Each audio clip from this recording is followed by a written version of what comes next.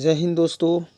फिर से आप लोग को जो है सीटेट एग्ज़ामिनेशन 2022 की तैयारी के लिए एक बार फिर से स्वागत है।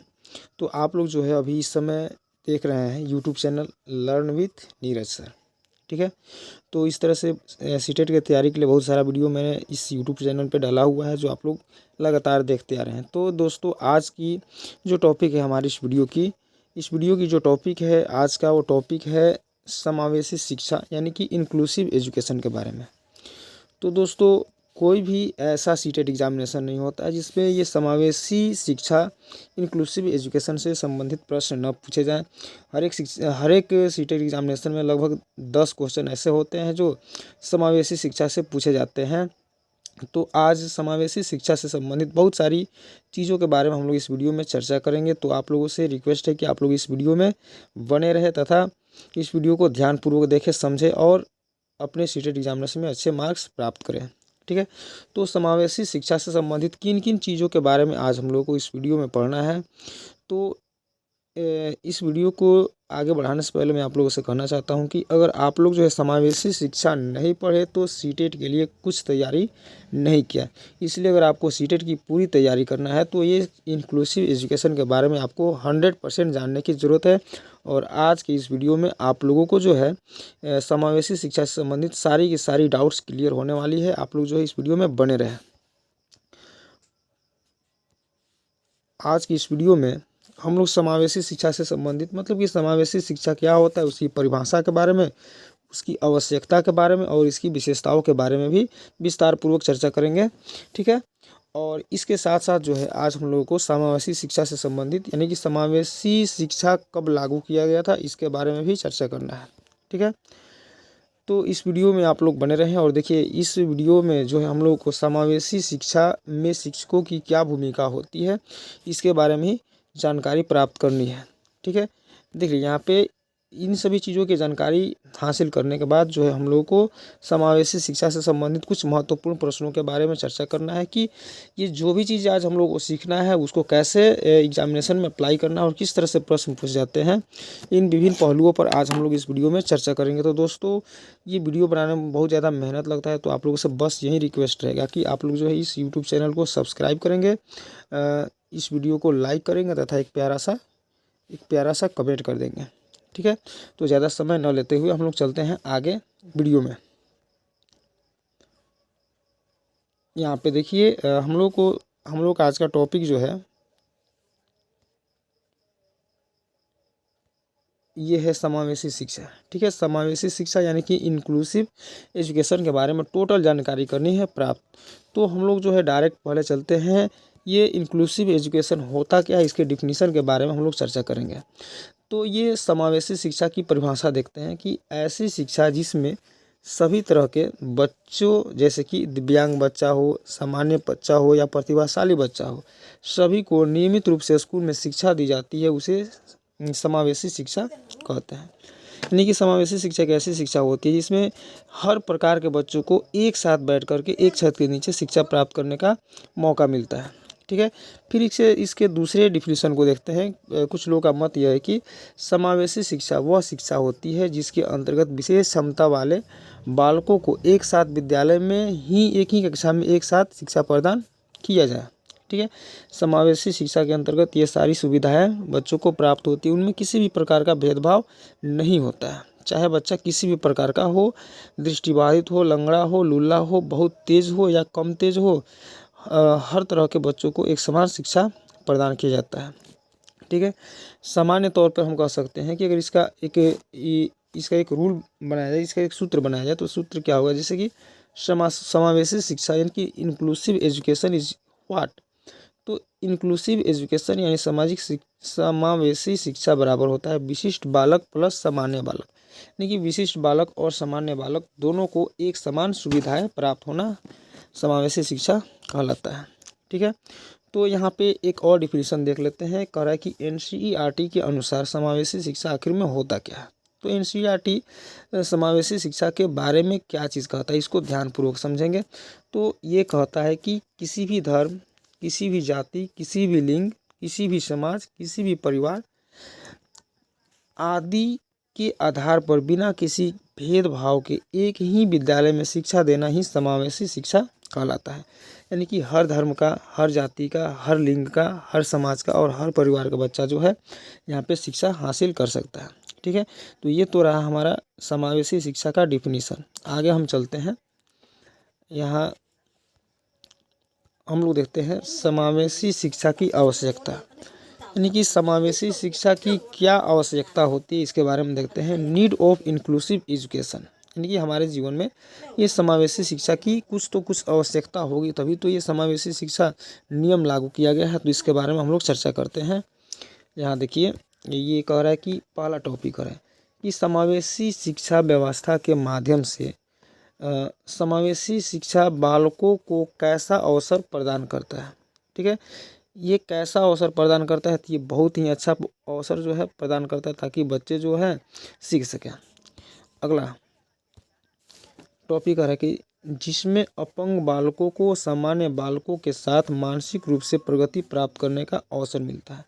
यानी कि वैसे बच्चे जो शारीरिक रूप से या मानसिक रूप से अपंग होते हैं, उन बच्चों को जो तीव्र दिमाग के बच्चे होते हैं, जो तेज दिमाग के बच्चे होते हैं, उनके साथ शिक्षा प्राप्त करने की या प्रगति प्राप्त करने की अवसर प्राप्त होती है। ठीक है, अगला टॉपिक देखते हैं कि इसमें सामान्य और दिव्यांग बालक दोनों एक ही साथ सामान्य रूप से शिक्षा ग्रहण करते हैं। यानी कि कुछ बच्चे सामान्य होते हैं, कुछ दिव्यांग होते हैं, तो सभी के सभी बच्चे जो है एक ही जगह पे एक साथ शिक्षा ग्रहण करते हैं।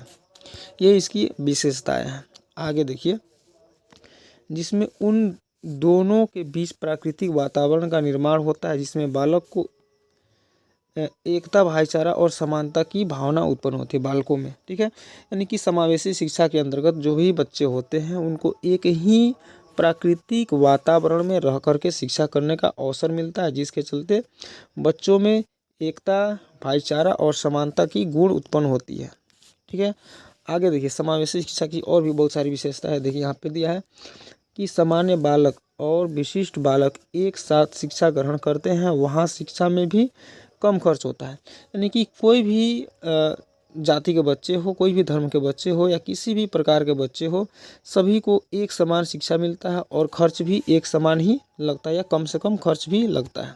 ठीक है, फिर यहाँ पे देखिए कि क्योंकि जहाँ अलग अलग शिक्षा के लिए जितना खर्च किया जाता है, वहाँ समावेशी शिक्षा कम खर्च लागत में कर देती है। यानी कि अगर हमको अलग अलग शिक्षा प्राप्त करनी है अलग अलग जगहों में, तो अलग अलग प्रकार के खर्च लगते हैं, लेकिन समावेशी शिक्षा के अंतर्गत जो है सभी खर्च जो लागत होते हैं वो बहुत कम हो जाते हैं। ठीक है, समावेशी शिक्षा के बारे में यहाँ पर एक नोट लिखा हुआ है, इस नोट को थोड़ा सा ध्यान से हम लोग देखते हैं। नोट का मतलब होता है ध्यान देने वाली बात। ठीक है, ये नोट क्या कहता है कि समावेशी शिक्षा वह शिक्षा होती है जहाँ लघु समाज का निर्माण होता है, क्योंकि यहाँ हर तरह के बालक एक ही साथ शिक्षा ग्रहण करते हैं, जिसके कारण बालक में नैतिकता की भावना, प्रेम, सहानुभूति, आपसी सहयोग जैसे गुण आसानी से बढ़ाया जा सकता है। यानी कि समावेशी शिक्षा एक ऐसी शिक्षा होती है जहाँ पर ये कह रहा है कि लघु समाज और किसी भी समाज के बच्चे होते हैं जो एक साथ बैठ करके शिक्षा ग्रहण करते हैं, और बच्चों में एक साथ बैठ करके शिक्षा ग्रहण करने से क्या होता है, तो बच्चों में यहाँ पर देखिए नैतिकता की भावना, प्रेम, सहानुभूति, आपसी सहयोग जैसे गुण जो है आसानी से बढ़ते हैं बच्चों में। ठीक है, आगे देखिए, यहाँ पे अगला हमारा टॉपिक है कि समावेशी शिक्षा की विशेषताएं। यानी कि जो समावेशी शिक्षा है इसकी कुछ तो विशेषताएं होगी, इसके विशेषताओं के बारे में हम लोग एक एक करके चर्चा करते हैं। तो पहला कह रहा है कि छात्रों में सहयोगात्मक भावना तथा समायोजन का विकास होता है। तो जितने भी छात्र होते हैं उनमें एक दूसरे को सहयोग करने के प्रति एक भावना जागृत होती है तथा वे एक दूसरे से निकट होते हैं, समायोजित होने का प्रयास करते हैं, फिर समायोजित हो जाते हैं। फिर देखिए अगला कह रहा है कि सामान्य बच्चों तथा भिन्न रूप से योग्य बच्चों के लिए एक ही स्कूल, यानी कि हर प्रकार के बच्चे, चाहे वो विशिष्ट हो, सामान्य हो या किसी भी प्रकार का हो, सभी बच्चों के लिए एक ही स्कूल जो होता है निर्धारित किया गया होता है, सभी एक साथ पढ़ते हैं।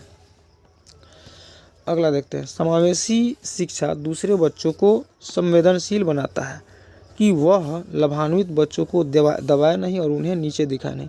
यानी कि समावेशी शिक्षा में जो उच्च किस्म के बच्चे होते हैं या उच्च जाति के बच्चे, उच्च धर्म के बच्चे होते हैं, उनको संवेदनशील बनाता है, ताकि वो जो समावेशी शिक्षा से जो भी बच्चे लाभान्वित होते हैं उनको वो नीचा न दिखाए।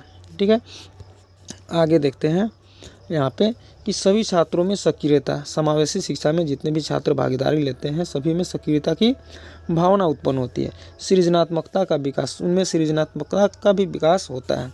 आगे देखिए, एक ही वातावरण में सभी को शिक्षा, सभी बच्चे जो होते हैं एक ही प्रकार के वातावरण में शिक्षा ग्रहण करते हैं, यह इसका विशेषता हुआ। आगे देखते हैं, अगला टॉपिक है कि समावेशी शिक्षा आखिर में लागू कब हुई थी और किस कारण से हुई थी। इसके बारे में देखिए, इस समावेशी शिक्षा कब लागू हुई थी और किसके कारण लागू हुई थी। तो यहाँ देखिए कह रहा है कि समावेशी शिक्षा की तरफ कानूनी और नीतिगत प्रतिबद्धता की प्रेरणा अंतर्राष्ट्रीय संधियों जैसे कि संयुक्त राष्ट्र के दिव्यांग व्यक्तियों के अधिकार पर करारा का पालन करने के लिए ज़रूरतों से मिलती है। ठीक है, संयुक्त राष्ट्र में जो है दिव्यांग बच्चों जो होते थे या व्यक्ति होते थे उनके अधिकार के लिए ये समावेशी शिक्षा का निर्माण किया गया था। सबसे मतलब कि कहाँ, ये संयुक्त राष्ट्र में, और उस नियम को ही हमारे भारत में कब 2007 ईस्वी में मंजूरी किया गया था। ठीक है, तो ये हुआ समावेशी शिक्षा कब लागू हुई थी, तो यह 2007 ईस्वी में लागू हुई थी। तो दोस्तों एक और टॉपिक है हमारे सामने, इस टॉपिक को भी थोड़ा सा हम लोग देख लेते हैं। ये टॉपिक क्या कह रहा है कि समावेशी शिक्षा में शिक्षकों की भूमिका क्या होती है। यानी कि समावेशी शिक्षा व्यवस्था जो होता है उनमें जो भी शिक्षक भागीदारी लेते हैं उनकी आखिर में कुछ तो कुछ विशेषता होनी चाहिए। तो उनकी क्या विशेषताएं हैं, तो उन शिक्षकों की विशेषताओं के बारे में या भूमिकाओं के बारे में हम लोग चर्चा करते हैं। ठीक है, यहाँ लिखा हुआ कि कक्षा शिक्षक की भूमिका में सफलता उसे अच्छे अध्यापक की भूमिका में सहायता प्रदान करती है। यानी कि कक्षा शिक्षक जो भी होते हैं बच्चों के अच्छी सफलता के लिए जो शिक्षक होते हैं वो अपनी भूमिका सहायता के रूप में प्रदान करती हैं। वे कौन कौन सी गतिविधियां करती हैं, तो वो योजना विधि के माध्यम से, यानी कि योजना बना करके बच्चों को पढ़ाती है। जैसे कि लेसन प्लान होता है, लेसन प्लान के माध्यम से बच्चों को पढ़ा सकता है। क्रियात्मक शिक्षण, बच्चों को क्रियात्मक शिक्षण प्रदान करता है। जो भी सहायक सामग्री होते हैं उनका वो सही तरह से उपयोग करता है। शिक्षक तकनीकी का उपयोग करता है, प्रश्नकाल इत्यादि का उपयोग करके वो बच्चों को जो है, किसी भी प्रकार के बच्चे हो या वो विशेष हो या सामान्य, दोनों प्रकार के बालकों हेतु कक्षा शिक्षक अधिगम अनुभव के निर्माण करने में सहायता होते हैं। जो भी शिक्षक होते हैं चाहे वो बच्चा सामान्य हो या विशिष्ट हो, सभी को एक समान रूप से शिक्षा प्रदान कर सकता है। किन किन माध्यमों से, इसको फिर से एक बार देख लेते हैं। तो योजना विधि यानी कि लेसन प्लान बना करके या क्रियात्मक शिक्षण व्यवस्था करके या जो भी शिक्षण सहायक सामग्री है उनका सही रूप से उपयोग करके, शिक्षक तकनीकी का उपयोग करके या प्रश्नकाल, इन सभी चीज़ों की व्यवस्था करके शिक्षक जो है समावेशी शिक्षा में अपनी महत्वपूर्ण भूमिका निभाता है। तो दोस्तों ये रहा हमारी समावेशी शिक्षा। ठीक है, समावेशी शिक्षा से संबंधित महत्वपूर्ण बातें। अब हम लोग जो है इस वीडियो में आगे कुछ ऐसे प्रश्नों के बारे में चर्चा करते हैं जहां पर ये समावेशी शिक्षा से संबंधित प्रश्न पूछे जाते हैं, जो हमारे सीटेट एग्जामिनेशन में अक्सर पूछे जाते हैं। तो वैसे प्रश्नों के बारे में हम लोग एक एक करके चर्चा करते हैं। तो दोस्तों आप लोग बने रहिए। तो समावेशी शिक्षा से संबंधित ये हमारा आज का पहला प्रश्न क्या कहता है कि समावेशी शिक्षा के प्रवर्तक कौन थे।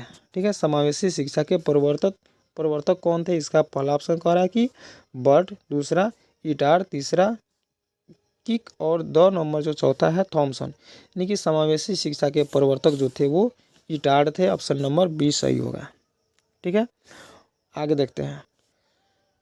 ये दूसरा नंबर प्रश्न है कि समावेशी शिक्षा का महत्व क्या है। ठीक है, तो समावेशी शिक्षा का महत्व क्या है, यहाँ पे देखते हैं। हमारा पहला ऑप्शन क्या कह रहा है कि छात्रों में सहनशीलता के गुण का विकास करना। ठीक है, ये सही है। ब नंबर है दूसरों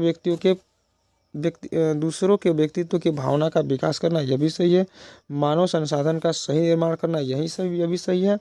तो ऑप्शन नंबर ए भी सही है, बी भी सही है, सी भी सही है। तो इसका आंसर हो जाएगा उपरोक्त सभी, यानी कि ऑप्शन नंबर डी जो होगा इसका करेक्ट आंसर होगा। अब चलते हैं प्रश्न संख्या 3 में।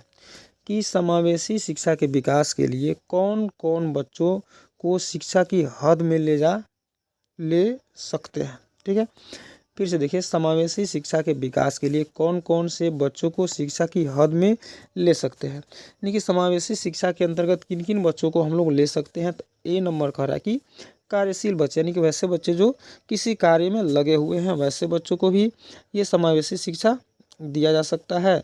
बी नंबर ऑप्शन कह रहा है कि सड़कों पर पाए जाने वाले बच्चे, यानी कि वैसे बच्चे जो सड़कों पर पाए जाते हैं, ये समावेशी शिक्षा उनके लिए भी लागू होता है। सी नंबर जो कह रहा है कि प्रवासी श्रमिकों के बच्चों के लिए, यानी कि वैसे श्रमिक, वैसे मजदूर जो दूसरे जगहों पे रह करके काम करते हैं, उनके बच्चों के लिए भी ये समावेशी शिक्षा लागू होता है। तो इसका भी आंसर हो जाएगा उपरोक्त सभी, चूँकि ए, बी और सी तीनों के तीनों ऑप्शन राइट हैं, इसलिए इसका भी आंसर हो जाएगा सी।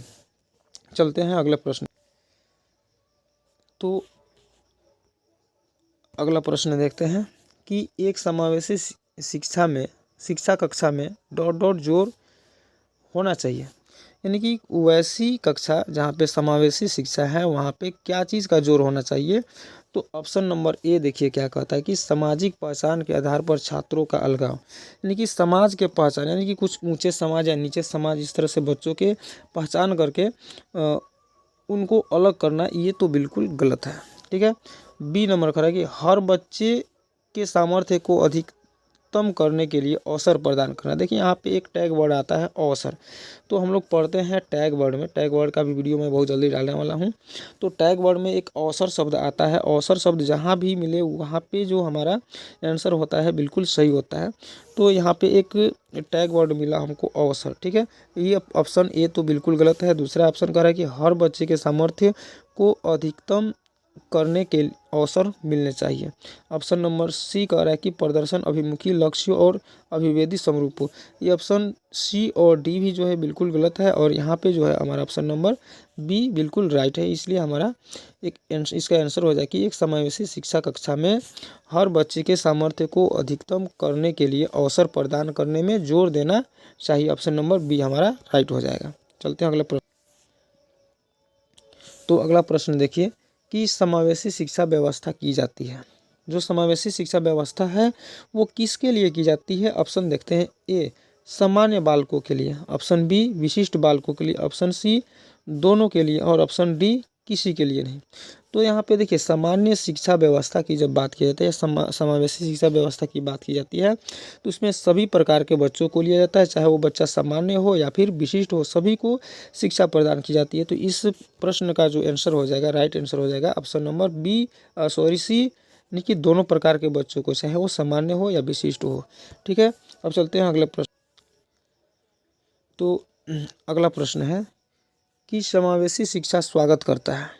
ठीक है, तो समावेशी शिक्षा स्वागत करता है यानी कि अपने पास बुलाता है किसको। तो देखिए ऑप्शन नंबर ए कह रहा है, ऑप्शन नंबर ए कि केवल अक्षम युक्त सीखने वालों को, यानी कि वैसे सीखने वाले, वैसे बच्चे जो अक्षमता युक्त होते हैं उनको बुलाता है, या फिर बी केवल अक्षमता रहित सीखने वालों बच्चों को, या दोनों तरह के बच्चों को, या केवल प्रतिभाशाली बच्चों को। ठीक है, तो इस प्रश्न का आंसर हो जाएगा, इस प्रश्न का आंसर हो जाएगा ऑप्शन नंबर सी, दोनों तरह के सीखने वाले बच्चों को, चाहे वो अक्षमता युक्त हो या केवल अक्षम रहित बच्चे हो, दोनों तरह के बच्चों को सीखने के लिए जो है समावेशी शिक्षा स्वागत करता है।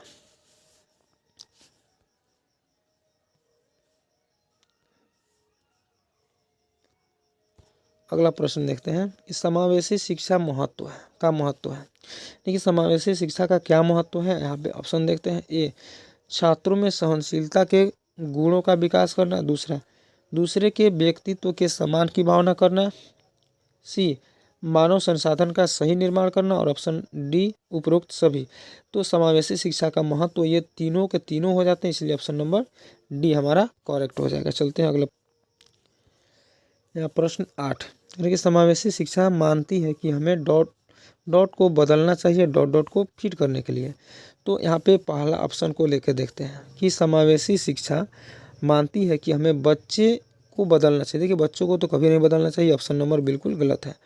ऑप्शन नंबर बी पे चलते हैं कि समावेशी शिक्षा मानती है कि हमें सिस्टम को बदलने चाहिए बच्चे को फिट करने के लिए। ऑप्शन नंबर बी हमारा सही है। ठीक है, इसका आंसर डायरेक्ट हम लोग चलते हैं ऑप्शन नंबर बी पे। देखिए, समावेशी शिक्षा मानती है कि हमें सिस्टम को बदलना चाहिए बच्चे को फिट करने के लिए। ऑप्शन नंबर बी हमारा सही हो जाएगा। हम चलते हैं अगले प्रश्न पे। देखिए 9 नंबर प्रश्न, समावेशी शिक्षा में शिक्षक की कौन सी विशेषता सबसे कम महत्वपूर्ण है। देखिए यहाँ पे अब क्वेश्चन जो है वो निगेटिव क्वेश्चन जाता है कि समावेशी शिक्षा में शिक्षक की कौन सी विशेषता सबसे कम महत्वपूर्ण है। तो इसका ऑप्शन नंबर अ पे देखते हैं, बच्चों के प्रति संवेदनशीलता, ये तो बिल्कुल सही है। छात्रों के लिए धैर्य और स्नेह, यह भी सही है। छात्रों की क्षमताओं के यानी कि छात्र जो है उनके अंदर क्या कमी है इस चीज़ का ज्ञान करना भी एक शिक्षक के लिए ज़रूरी होता है। और चौथा नंबर जो है शिक्षक की सामाजिक आर्थिक स्थिति। देखिए, शिक्षक की सामाजिक या आर्थिक स्थिति किस प्रकार से है, इन सभी चीज़ों की के बारे में बच्चों को कुछ चिंता करने की ज़रूरत नहीं है कि शिक्षक की स्थिति क्या है, शिक्षक कैसे है, बच्चों को तो बस क्या चाहिए, तो उसको केवल शिक्षा चाहिए। तो इसका आंसर जो हो जाएगा ऑप्शन नंबर डी सही हो जाएगा। ठीक है, तो दोस्तों आज के इस वीडियो का लास्ट क्वेश्चन देखिए कि डिसलेक्सिया किससे संबंधित है। ठीक है, तो डिसलेक्सिया जो है एक बीमारी है जो किसी भी व्यक्ति में हो सकती है, जो देखने से संबंधित बीमारी होता है। तो ऑप्शन नंबर ए कह रहा है कि गणितीय विकास। तो गणितीय विकास में क्या करना है कि इसमें देखने से कोई मतलब नहीं है। अगर किसी बच्चे से गणित की कोई सवाल पूछा जाए, जैसे कि 2+2 कितने होते हैं, तो बच्चे सुन करके उसका जवाब दे सकता है 4 होता है। तो यहाँ पर देखने से संबंधित किसी भी प्रकार का दिक्कत नहीं है। ये ऑप्शन नंबर ए बिल्कुल गलत है। ऑप्शन नंबर बी पठन विकार। देखिए, बच्चों को दिखाई देगा तभी तो वह पढ़ेगा, तो इसलिए जो है ऑप्शन बी जो होगा हमारा करेक्ट होगा। लेकिन हम लोग जो है ऑप्शन सी और डी के बारे में भी चर्चा करते हैं। तो सी कह रहा है कि व्यवहार संबंधी विकास। देखिए, बच्चों के व्यवहार और देखने में बहुत ज़्यादा फर्क है। ठीक है, बच्चे नहीं भी देख सकता है लेकिन उसका व्यवहार अच्छा हो सकता है। अगला है मानसिक ये विकास। देखिए, बच्चे जो होते हैं अगर नहीं भी देख पाते हैं तो उनके अंदर सोचने समझने की क्षमता होती है। तो इस प्रश्न का जो आंसर हो जाएगा वो हो जाएगा पठन विकार। तो दोस्तों इस तरह से आज जो है हम लोग का ये वीडियो समाप्त होता है। तो आगे आप लोगों को इस तरह का जो भी पीडीएफ आप लोगों को चाहिए तो आप लोग जो है मेरे इस यूट्यूब चैनल को सब्सक्राइब कीजिए। यूट्यूब चैनल में इस वीडियो में कमेंट कीजिए, अपना व्हाट्सअप नंबर दीजिए। मैं आपको जो है इसका पीडीएफ जो भी वीडियो मैं बनाता हूँ उसका पीडीएफ मैं आपको फ्री ऑफ कॉस्ट प्रोवाइड करूँगा, ताकि आप लोग जो है अपने शिक्षा व्यवस्था को और बढ़िया से बढ़िया कर सके तथा सीटेट की एग्जामिनेशन में अच्छे से अच्छे स्कोर कर सके। तो दोस्तों बस इसी शब्दों के साथ अब हम लोग जो है आज की इस वीडियो को समाप्त करते हैं। लास्टली दोस्तों मैं आप लोगों से कहना चाहूँगा कि आप लोग जो है इस यूट्यूब चैनल को सब्सक्राइब करें, इस वीडियो को अपने दोस्तों तक शेयर करें जो भी सीटेट की तैयारी करते हैं। तो इन्हीं शब्दों के साथ जय हिंद दोस्तों, गुड नाइट।